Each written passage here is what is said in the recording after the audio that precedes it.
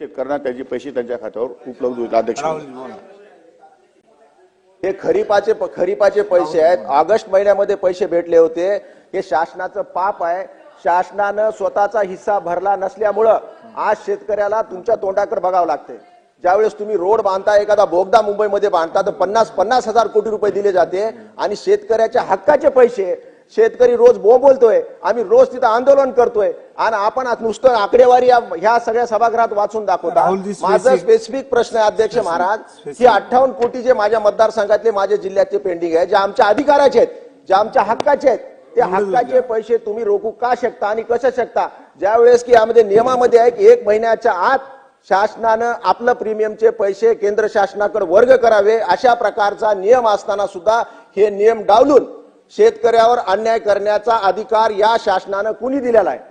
आमच्या परभणी जिल्ह्यामध्ये मायक्रो इरिगेशनचे सुद्धा अध्यक्ष महाराज पैसे असेच पेंडिंग आहेत. स्पेसिफिक म्हणून माझा एकच प्रश्न आहे की आपण जे पेंडिंग आमच्या मतदारसंघातले परभणी जिल्ह्याचे प्रलंबित जो विषय आहे, हे अग्रिम रक्कम आपण ऍडव्हान्स शासनाकडे कधी वर्ग करणार आणि किती दिवसात आमच्या शेतकऱ्यांना तुम्ही पैसे देणार? हा माझा एकच प्रश्न आहे.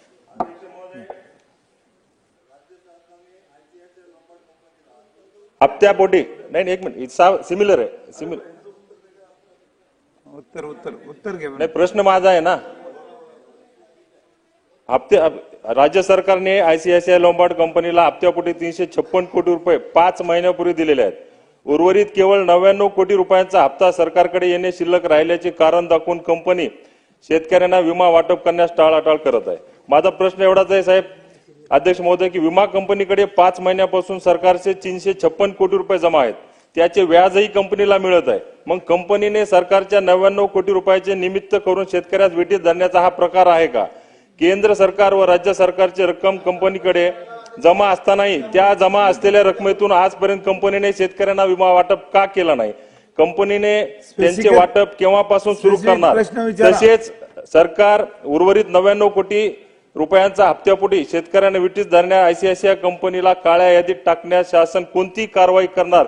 याचं उत्तर मला या ठिकाणी अपेक्षित आहे. अध्यक्ष मंत्री महोदय, दोन्ही उत्तर द्या. दोन्ही अध्यक्ष महोदय, की यामध्ये 110% जास्त दायित्व 1927 कोटी रुपये दायित्व 2024-25 अर्थसंकल्पाच्या तरतूद वितरित केले आहे.